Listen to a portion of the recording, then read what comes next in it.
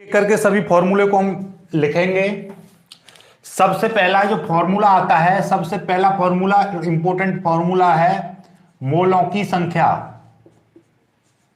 मोलों की संख्या, मोलों की संख्या आप निकालना सीख लो भाई। मोलों की संख्या का फॉर्मूला होगा भार बट्टे अणुभार। ठीक है, कहीं कहीं पे लिखा रहता है द्रव्यमान बट्टे आणविक द्रव्यमान, या लिखा होगा द्रव्यमान बट्टे मोलर द्रव्यमान। तो बात एक ही है, इसी को ऐसे भी लिख सकता है वो n बराबर द्रव्यमान बट्टे मोलर द्रव्यमान। ठीक है, मोलर द्रव्यमान, या इसी चीज को वो ऐसे भी कहीं कहीं किताबों में ऐसे भी लिखा होता है द्रव्यमान बट्टे आणविक द्रव्यमान। ठीक है ना, तो घबराना नहीं है, कुछ भी हो आपको क्या करना है, ऊपर द्रव्यमान रखना है, बाहर नीचे रखना है अणुभार। इस वाली चीज को याद रख लीजिए, भार बट्टे अणुभार। अणुभार निकालना मैंने सबसे पहले वाले उसमें भी बताया था, इस वाली वीडियो में भी बताऊंगा मैं, आप चिंता ना करो किसी भी प्रकार की। ठीक है, अब आता है इसके बाद में आता है दूसरा फॉर्मूला, बहुत ही पावरफुल फॉर्मूला है। इस पर ये दो फॉर्मूले, इन दो फॉर्मूले में कर लोगे तो एक नंबर का सवाल डेफिनेटली बोर्ड में मिलेगा। इन दोनों फॉर्मूलों को याद कर लेना। मोलरता, मोलरता, मोलरता बराबर होता है आपका मोलों की संख्या, मोलों की संख्या, मोलों की संख्या बट्टे आयतन, आयतन। अब इसी फॉर्मूले को हम और तरह से देखो, मोलों की संख्या बट्टे आयतन, इसी मोलों की संख्या का मान क्या है, भार बट्टे अणुभार। तो ये यहां पर पुट कर देते हैं तो ये फॉर्मूला ऐसे बन जाता है, भार बट्टे अणुभार गुणा 1 बट्टे आयतन। देखिएगा आपको क्या करा यहां से भाई, सिंपल सी बात है, 1 बट्टे आयतन को मैंने पीछे कर दिया, मोलों की संख्या, मोलों की संख्या का फॉर्मूला लग दिया भार बट्टे अणुभार। तो इस फॉर्मूले को अच्छी तरह से याद कर लेना। मोलरता का फॉर्मूला क्या है, भार बट्टे अणुभार गुणा 1 बट्टे आयतन। ठीक है, तो ये चीजें तुम्हें सारी चीजें पता होनी चाहिए। ठीक है, जब ये पता होंगी तभी आगे कुछ कर पाओगे। ये मोलरता हो गई।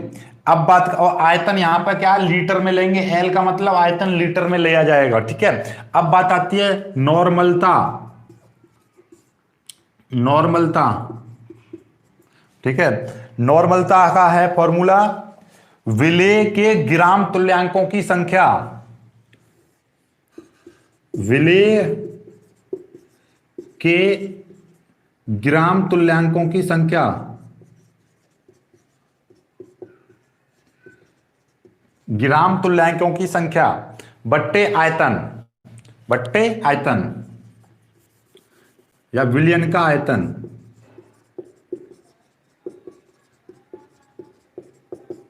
एल का मतलब लीटर में लिया जाएगा आयतन। ठीक है, फिर आएगा मोललता, 3 के बाद में 4, मोललता। मोललता का फॉर्मूला होगा विलेय के मोलों की संख्या बट्टे आयतन। यही चीज है ये वाला जो फॉर्मूला है, ये वाला मोलों की संख्या बट्टे आयतन, लेकिन आयतन यहां पे क्या लिया था, लीटर में लिया था। यहां पे आपका आयतन लीटर में लिया था, यहां पे इसमें क्या लिया जाएगा, किलोग्राम में। तो मोलों की संख्या बट्टे आयतन, यहां पे आयतन लिया जाएगा किलोग्राम में। ध्यान समझ लें, दोनों में एक अंतर है, यहां पे लीटर में ले जाएगा, यहां पर किलोग्राम में ले जाएगा। ये भी हम चेंज करना बताएंगे, लीटर से किलोग्राम में कैसे चेंज होता है, किलोग्राम से लीटर में कैसे चेंज होता है आयतन। ठीक है, सारा कुछ करेंगे। फिर आगे आपका और हैं आपके फॉर्मूले। 1 मिनट, अभी मेरे पास किताब है बहुत। मोल प्रभाज, मोल प्रभाज कैसे निकालोगे भाई, मोल प्रभाज है यानी कि आपके ऐसा समझ लेना, जैसे किसी भी पदार्थ में, यानी एक विलयन बना हुआ, उसमें 2 अवयव हैं ए और बी। किसी भी पदार्थ में या किसी भी विलयन में 2 अवयव हैं, तो मोल प्रभाज निकलता है, यानी कि इसमें ए के अणुओं की संख्या है एन ए और बी के अणुओं की संख्या है एन बी। ऐसा समझ लेना, मैं समझा रहा हूं आपको। तो ए का मोल प्रभाज निकलेगा, ए का मोल प्रभाज निकलेगा आपका एन ए बट्टे N A plus N B. ऐसे बी का मोल प्रभाज निकलेगा एन बी बट्टे N A plus N B. मतलब ये है कि जिस भी पदार्थ का आपको मोल प्रवाह चाहिए उस पदार्थ के मोलों की संख्या बट्टे कुल मोलों की संख्या, यानी पदार्थ के एक पदार्थ के मोलों की संख्या बट्टे कुल मोलों की संख्या। तो किसी भी पदार्थ का निकालोगे तो यहां पे लिख सकते हो आप। और ध्यान से समझ लेना, इसके लिए नोट बात लिख लेना कि जितने भी इस विलयन में दो पदार्थ मिले हुए, दो या चार जितने भी पदार्थ मिले हुए, सभी पदार्थों के मोलों की संख्या निकालोगे तो वो कितनी आएगी, एक बैठेगी। मोल प्रवाह, सभी का मोल प्रवाह कितना होता है, यानी विलयन का मोल प्रवाह कितना होता है, विलयन का मोल प्रवाह एक होता है। मोल प्रवाह एक होता है। मतलब क्या है, जैसे अब हम इन दोनों को जोड़ने लगे हैं x और एक्स भी, यानी कि ये काई होता है वैसे, तो इनका मतलब क्या है, एक बैठेगा। मतलब हम किसी भी विलयन में आपकी मान लीजिए यहां पे क्या है, जैसे हाइड्रोजन, ऐसे कह दिया कि CO2 के मोलों की संख्या 5 है और आपका H2O के मोलों की संख्या आपकी 10 है, तो आपको CO2 का मोल प्रवाह निकालना है। तो कैसे निकालोगे, 5/5 प्लस 10, तो कितना निकले आएगा, 5/15 हो जाएगा, यानी 1/3 हो जाएगा। ठीक है। दूसरा, आपको जल के मोलों की संख्या चाहिए, तो जल का मोल प्रवाह चाहिए, तो 10/5 प्लस 10, यानी कितना हो जाएगा, 10/15 हो जाएगा। ये कट जाएगा 5 से, 5 दूनी 10, 5 तिया 15। जब इन दोनों को जोड़ेंगे, देख लो, नहीं तो इन दोनों को जोड़ लो, एक बैठेगा, 1/3 प्लस 2/3। देखना जरा, 3 एलसीएम ले लोगे, 1 + 2, तो 3/3 बराबर 1, ऐसे एक आएगा। मतलब क्या, दोनों के मोल प्रवाह जोड़ दोगे तो आपका कितना आएगा, एक ही आना है। बताइए ये मोल प्रवाह वाला कंसेप्ट क्लियर हुआ कि नहीं, बताइए मोल प्रवाह वाला कंसेप्ट क्लियर हुआ कि नहीं, कमेंट करके बता दीजिए मेरे को, फिर आगे बढ़ता हूं मैं। हर चीज को आप समझ के लिखिएगा, फॉर्मूला रटवाने से नहीं है कोई मतलब। ठीक है, कोई मतलब सर ऑल लाइट नहीं, चलिएगा।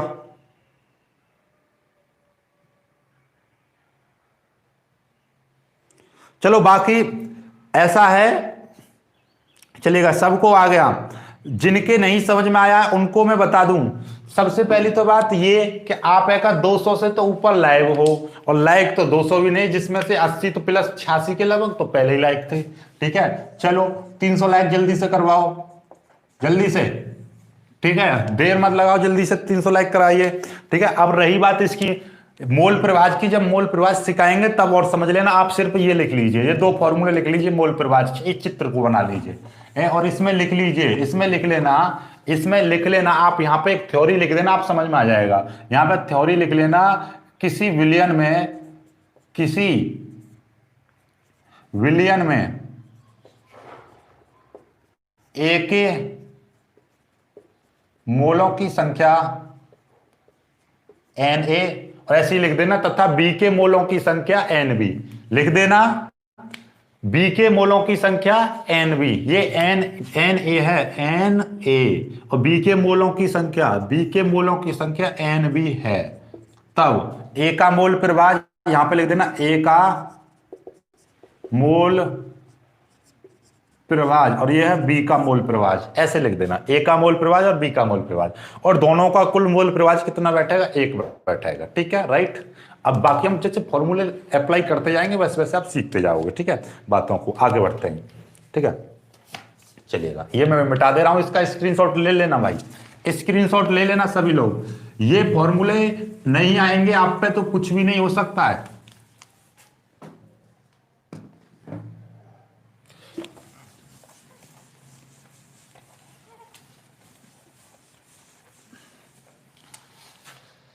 सभी लोग लिखते रहिएगा। ठीक है, चलिएगा, आगे बढ़ते हैं अगले इस पर, फॉर्मूले पर। जो भी है, मैं नाम तो क्रम तो भूल ही गया भाई, क्रम अपने आप लिखते रहना, कौन सा फॉर्मूला है। ठीक है, अपने आप लिखते रहना।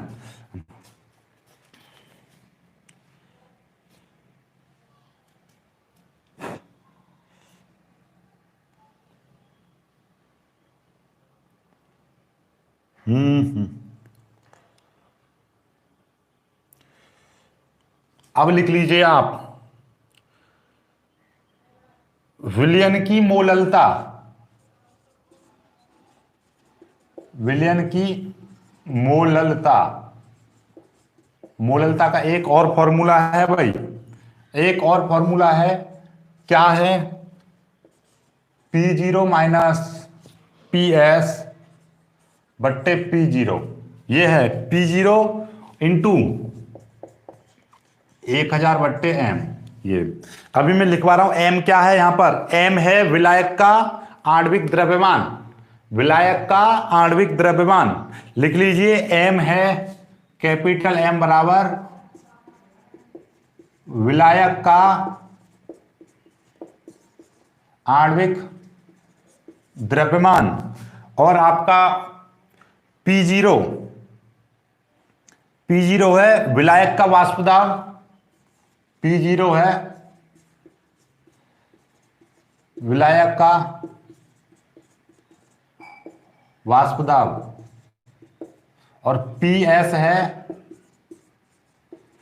विलयन का वाष्प दाब। ये ठीक है, ये लिख लीजिए आप सभी। ठीक है, आगे देखिएगा, आगे बढ़ते हैं हम अगले उस पर।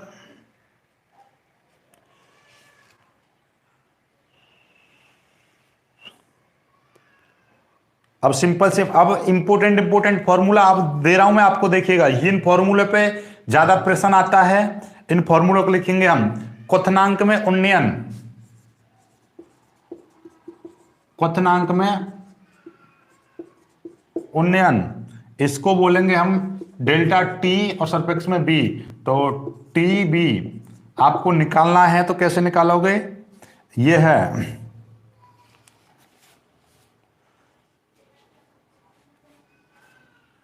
टी बी का फॉर्मूला होगा K B small W into 1000 upon लिखना है एम कैपिटल डब्लू। ये चीज आप दोनों की मैं एक साथ लिखवाऊंगा। ठीक है, इसमें ये क्या क्या चीज है सारा कुछ बताऊंगा मैं आपको। और आपको एक चीज और लिख लीजिए यहां पर, देखिएगा मैं आपको बता दूं, जैसे देखो एक चीज होती है एम और स्मॉल एम और स्मॉल डब्लू और कैपिटल डब्लू, इन सभी के नाम लिख लीजिए। देखिएगा भाई, विलयन में जब हमने विलयन वाला चैप्टर पढ़ाया था तो वहां पे हमने चीख चीख के बताया था विलयन में दो चीज होती हैं, विलेय और विलायक। एक विलयन में दो चीज पाई जाती हैं, विलयन में दो चीज पाई जाएंगी आपके, विलेय और विलायक। विलेय क्या होता है? जो घुलता है, जो कम मात्रा में रहता है। ठीक है, जैसे कि मैं आपका एक पानी है, पानी में मैं चीनी का शरबत बनाऊं, शरबत बनाना चाह रहा हूं, तो पानी ज्यादा लोगे और चीनी उसमें थोड़ा सा लोगे मीठा करने के लिए, थोड़ी सी चीनी, तो चीनी जो है उसमें घुल रही है, तो वो क्या कहलाएगी? विलेय कहलाएगी। और जिस चीज में घुल रहा है उस चीज को हम क्या बोलेंगे? विलायक बोलेंगे। चीनी किस चीज में घुलती है? जाकर पानी में, तो पानी वहां पर विलायक होगा और आपका चीनी विलेय होगी। तो इसलिए ज्यादा मात्रा में कौन है? पानी है, तो वो विलायक होगा। कम मात्रा में कौन है? चीनी है, तो वो क्या होगी? विलेय होगी। इसीलिए देखो यहां से ये जो एम है अणुभार होता है, तो ये क्या है? बड़ी एम है तो क्या हो जाएगा? बड़ी चीज क्या होती है? विलायक। तो इसको लिख देंगे विलायक का अणुभार। क्या? विलायक का अणुभार, विलायक का अणुभार। और ये स्मॉल एम है, ये क्या है? छोटी, तो स्मॉल का है ना मतलब विलेय का अणुभार, विलेय का अणुभार हो जाएगा ये। अब ये स्मॉल डब्लू का मतलब क्या है? वही विलेय का भार, विलेय का भार। और ये क्या हो जाएगा? विलायक का भार। बड़ा डब्लू क्या है? बड़ा तो बड़ा ही है, विलायक का भार। समझ में आ गई बात? देखिएगा आपका क्या है? कैपिटल एम का मतलब आप इतना समझ लीजिए, एम का मतलब अणुभार, कैपिटल है तो बड़ा, और बड़ा क्या होता है? विलायक। तो विलायक का अणुभार, ये विलेय का अणुभार, विलायक का भार, विलेय का भार बट्टे, ये क्या है? बट्टे नहीं है, मतलब ये स्मॉल डब्लू क्या है? स्मॉल डब्लू है आपका विलेय का भार, और ये कैपिटल डब्लू विलायक का भार। तो इसमें देखिएगा स्मॉल एम इस्तेमाल हुआ है, स्मॉल डब्लू इस्तेमाल हुआ है, ये स्मॉल डब्लू, ये कैपिटल डब्लू है, ये कैपिटल डब्लू है आपका, एक कैपिटल डब्लू, ये स्मॉल एम है। ठीक है, ये चीजें हैं। और ये जो के है, ये क्वथनांक स्थिरांक है, ये अपना स्थिरांक उसमें दे रखा होगा, मान कितना है। ये के क्या है? स्थिरांक है। के भी क्या है आपका? एक ये जो आपका अवनमन स्थिरांक और क्वथनांक में स्थिरांक आएगा, ठीक है, तो वो अपने आप में स्थिरांक होगा आपका, जो वैल्यू आपको दे रखी होगी, क्वेश्चन में आपको दे रखी होगी स्थिरांक, ठीक है। कर लीजिए सभी लोग इसको, आगे बात समझ। इस फॉर्मूले को वेरी वेरी इंपॉर्टेंट कर लेना, क्योंकि इस पर आपका पूरा का पूरा 4 नंबर का प्रश्न आएगा, पूरा का इस फॉर्मूले पर आधारित पूरा 3 से 4 नंबर का प्रश्न आएगा भैया, 3 से 4 नंबर का प्रश्न आएगा इस अकेले फॉर्मूले पर। बहुत ही सटीक प्रश्न होता है और आता ही आता है, आपका बोर्ड में आएगा ही आएगा इस फॉर्मूले पर। एक क्वथनांक में उन्नयन होता है, एक हिमांक में अवनमन होता है, उसका हिमांक में अवनमन का फॉर्मूला और लिख दे रहा हूं मैं, दोनों फॉर्मूले को रट लो, इसी पर प्रश्न आएगा आपका 3 से 4 नंबर का, 3 से 4 नंबर का आएगा अकेले इसी पर, ठीक है। देखिएगा अगला, पहले तो इसी का एक और फॉर्मूला है, इसको ऐसे भी आप लिख सकते हो। देखिएगा इस फॉर्मूले को एक और तरीके से लिखा जा सकता है, टीबी बराबर इसको लिखा जा सकता है 1000 केवी बट्टे capital M into delta P बट्टे पी जीरो। पी जीरो आपको पता है क्या है, डेल्टा पी की बात आ रही है, डेल्टा पी है वाष्प दाब में अवनमन। क्या है डेल्टा पी का नाम, और लिख दीजिए वाष्प दाब में अवनमन, वाष्प दाब में अवनमन, वाष्प दाब में अवनमन, अवनमन, अवनमन का मतलब सीधे सीधे अंतर, अंतर निकाल देना, ठीक है, आपका अपने आप निकल जाएगा, ठीक है, क्लियर होगी बात। अब आता है हिमांक में अवनमन, अगला प्रश्न जो मैंने बताया था ना, एक ये क्वथनांक में उन्नयन, एक आएगा हिमांक में अवनमन, हिमांक में अवनमन, अवनमन, और इसका जो फॉर्मूला है वो देख लीजिए, हिमांक में अवनमन, इसका जो फॉर्मूला है आपका T F, T F, delta T F ये है, और डेल्टा टी एफ का जो फॉर्मूला है वो लिख लीजिए कितना है, बहुत ही सिंपल सा फॉर्मूला, जैसे ये था वही चीज है यहाँ पर। देखिएगा यहाँ पर क्या आया था, के बी आया था, यहाँ पर के एफ, ठीक है, पे, ठीक है। देखो इसका मतलब क्वथनांक का मतलब क्या होता है, बॉयल होने से, तो ये बॉयलिंग लगाया है, और यहाँ पे हिमांक का मतलब होता है जमने से, जमने का मतलब फ्रीज, फ्रीजिंग पॉइंट, ठीक है, वो चीज होती है, ये बॉइलिंग पॉइंट होता है क्वथनांक, और हिमांक क्या होता है, फ्रीजिंग पॉइंट होता है, जिस पर आदमी, जिस पर जो पदार्थ है या जिस पर कोई विलयन है वो जमेगा, उस पॉइंट पर, उस टेम्परेचर को हम क्या बोलते हैं, हिमांक बोलते हैं, और जिस पर वो बॉयल होता है तो उसको हम बोलते हैं क्या, क्वथनांक, ठीक है, बॉइलिंग पॉइंट, ये चीज होती है। तो ये वी लग रहा है यहाँ पे, ये निकालना है, ये चीज है आपका, ठीक है, तो कोई इतना ज्यादा बड़ा इश्यू नहीं है कोई बात का, और प्यार से इसको कर लोगे, स्मॉल डब्ल्यू इंटू 1000, ठीक है, ये आ गया बट्टे एम इंटू डब्ल्यू, ये है फॉर्मूला, ठीक है, एम इंटू डब्ल्यू। आगे इसको और तरीके से भी लिख सकता हूं, जैसे आपका ये लिखा हुआ है ऊपर, तो इसको इस तरीके से लिखेंगे हम, तो देखिएगा टी एफ कितना हो जाएगा, 1000 इंटू आपका के एफ इंटू डेल्टा पी बट्टे कैपिटल एम इंटू, और ये हो जाएगा आपका पी जीरो, वही चीज है डेल्टा पी बट्टे पी जीरो, 1000 यहाँ पर बस के एफ आ गया, बाकी सेम टू सेम है वही चीज, ठीक है। और एक ये चीज होती है डेल्टा टी एफ बट्टे डेल्टा टी बी बराबर के एफ बट्टे के बी, ये है आपका। तो ये फॉर्मूला अवनांक, हिमांक में अवनमन, क्वथनांक, क्वथनांक में उन्नयन और हिमांक में अवनमन, ये फॉर्मूले रट लिए तो आपके ये और ये वेरी वेरी इंपॉर्टेंट 3 से 4 नंबर का प्रश्न, या तो इस पर आएगा या इस पर आएगा, और आएगा ही आएगा निश्चित रूप से, ध्यान से समझ ले। इन फॉर्मूलों को आपको लर्न कर लेना अच्छे से, इन फॉर्मूलों को आपको लर्न कर लेना है बिल्कुल, ठीक है। इन फॉर्मूले पर आएंगे भाई, चलिए अभी आपने देखिएगा 260 हुए हैं, जबकि आप 230 तक तो अभी लाइव चले गए थे, 230 तक अभी आप लाइव चले गए थे, और जिसमें आपके 80 लाइक पहले से पड़े थे, तो ये तो 300 से प्लस हो जाने चाहिए थे, लेकिन अभी तो 300 भी नहीं हुए, 300 भी नहीं हुए।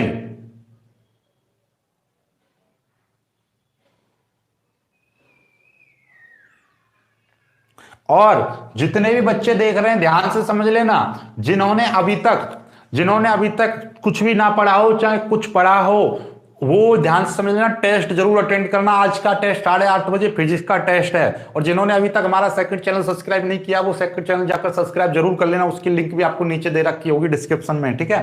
तो आगे बढ़ते हैं अगले प्रश्न पर। देखिएगा अगले प्रश्न नहीं, अभी तो इसका ही है, ये आपका हो गया। अब थोड़ा सा वाष्प दाब और कर लेते हैं, आपका वाष्प दाब हो गया, एक चीज और रह गई है आपकी, वो क्या है, एक सेकंड में अभी देख लेता हूँ इसमें। ये हो गया, एक मिनट एक मिनट, हाँ एक एक और फॉर्मूला है। अभी यहाँ से चलते हैं, हम इसको मिटाते हैं और फॉर्मूला लिखिएगा, देखिएगा। और फॉर्मूले हैं आपके, एक फॉर्मूला जो यहाँ पे अभी हमने लिखा था ना, P0 माइनस पी एस बट्टे पी बराबर एन बट्टे एन प्लस एन, ये कैपिटल एन, ये है आपका विलेय, विलेय की संख्या या विलेय के मूलों की संख्या, और ये है विलायक, विलायक के मूलों की संख्या। कैपिटल एन विलायक के मूलों की संख्या, ये विलेय के मूलों की संख्या। एक फॉर्मूला ये है, और ये आपको पता ही है, P0 और PS ये हमने लिख रखा है, ठीक है। आगे बढ़ते हैं, आगे बढ़ते हैं, आपका आगे खत्म हो जाएगा, अभी अभी खत्म हो जाएंगे ये फॉर्मूले सारे। एक है आपका वाष्प दाब वाला, एक परासरण दाब के, तुमने आपने ये फॉर्मूले तो पढ़े होंगे, आपने नॉर्मली पीवी बराबर एनआरटी ये वाला फॉर्मूला तो पढ़ा होगा, ठीक है। तो गैसों में था, यहाँ पे गैसों का दाब था, लेकिन ये विलयन में यहाँ पे ये पी क्या कहलाता है, परासरण दाब कहलाता है, इसलिए इसको पी को यहाँ पे परासरण दाब बोलेंगे, परासरण दाब, पी को यहाँ पे क्या बोलेंगे, परासरण, परासरण दाब बोलेंगे। कभी कभी क्या, कोई कोई किताब में परासरण दाब को पाई भी लिखा होता है, पाई वी बराबर एन आर टी, ये है परासरण दाब को पाई वी भी लिखा होता है, ठीक है। और जब ये पाई का मान निकालेंगे तो यहाँ पे देखिएगा, इसको आप लिख सकते हो एन आर टी बट्टे वी भी लिख सकते हो, ये फॉर्मूला बन जाता है। और एन बट्टे वी को आपने क्या बोला था, एन क्या है, मोलों की संख्या, और ये मोलों की संख्या बट्टे आयतन क्या बन जाती है, मोलरता, मोलरता बन जाती है ना, बन जाती है मोलरता। तो इसीलिए इसको पाई बराबर सी आर टी भी लिख सकते हो, ठीक है, यानी कि मोलरता भी लिख सकते हो। इसको छोड़ो गोली, तो हम बाद में कर देंगे इसको, ठीक है। क्लियर है बात, नहीं क्लियर है, ये चीज होती है आपकी, समझ में आ गई बात, नहीं आई, ये है आपका, ठीक है, बिल्कुल। यहां पे और कुछ नहीं है, आर टी एस टी, ठीक है। और यहां पे आप एक फॉर्मूला ये भी लगा सकते हो, पाई बराबर एन एस टी बट्टे वी। जिस तरीके से गैसों के लिए ये आर नियतांक होता है, तो विलयन के लिए ये एस नियतांक होता है, एस नियतांक होता है विलयन का। जैसे गैसों में आपका आर नियतांक होता है, पीवी बराबर एनआरटी, पी दाब है गैस का, वी आयतन है गैस का, ये मोलों की संख्या है, आर क्या है, नियतांक होता है। तो विलयनों के लिए, विलेय और विलायक के लिए एस आ जाता है, तो इसीलिए ये लगाओ या ये लगाओ, कहीं कहीं किताब में ये लगा होता है, कहीं पे ये लगा होता है, तो कंफ्यूज मत होना कि हमारे सर ने ये करा दिया, आपने ये करा दिया। ऐसा मेरे पास आया था पहले कमेंट के, सर हमारे सर ने तो ये लिखवाया है। पर ऐसा है कि जो बंदा एक किताब से पढ़ के पढ़ाएगा, तो एक किताब में जो चीज लिख रही है वो चीज लिखाएगा, लेकिन जो चीज 6-7 किताबों से पढ़ रहा है, तो उसमें पता है उसे कि उस किताब में ये चीज दे रखी है, उस वाली किताब में ये चीज दे रखी है, उस वाली किताब में ये चीज दे रखी है। तो उसमें क्या है कि आपको सारी नॉलेज होनी चाहिए कि ये ऐसे भी आ सकता है, ये ऐसे भी आ सकता है, ये ऐसे भी हो सकता है, ये ऐसे भी हो सकता है, ये चीजें हैं, ठीक है। बाकी कुछ नहीं है, ठीक है, क्लियर हो गई बात। बाकी और ऐसे करना, एक फॉर्मूला और है, एम, स्मॉल एम बराबर विलेय के मोलों की संख्या, small W S T, S T बट्टे पी, ये है। पी की जगह पे आप पाई लगाओ ताकि आपको अलग दिखाई दे जाएगा। पाई का मतलब परासरण दाब, पाई का मतलब परासरण दाब, पाई का मतलब परासरण दाब, ठीक है। चलिएगा, बस अब आपके ये हो गए क्लियर। अब नहीं है कुछ भी, अब नहीं है कुछ भी, और जो भी कुछ बचेगा यहां के बाद में आप 2-4 लाइन और छोड़ देना, जो भी एक आध फॉर्मूला आएगा सवाल के अकॉर्डिंग में एडजस्ट करा दूंगा।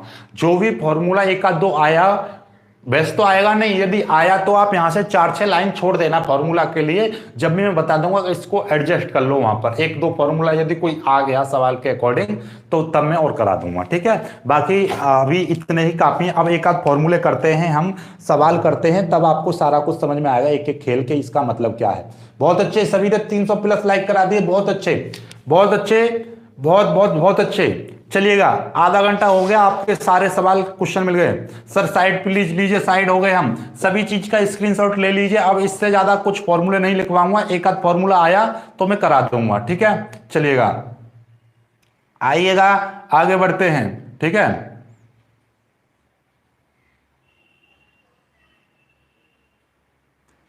चलिए, बहुत अच्छे, बहुत अच्छे। ठीक है, चलते रहिए चलते रहिए, आगे बढ़ते हैं। आगे देखिएगा, अब अपने फॉर्मूले पर आते हैं। देखिएगा, सभी लोग लाइक करते रहिए भाई, लाइक करते रहिएगा।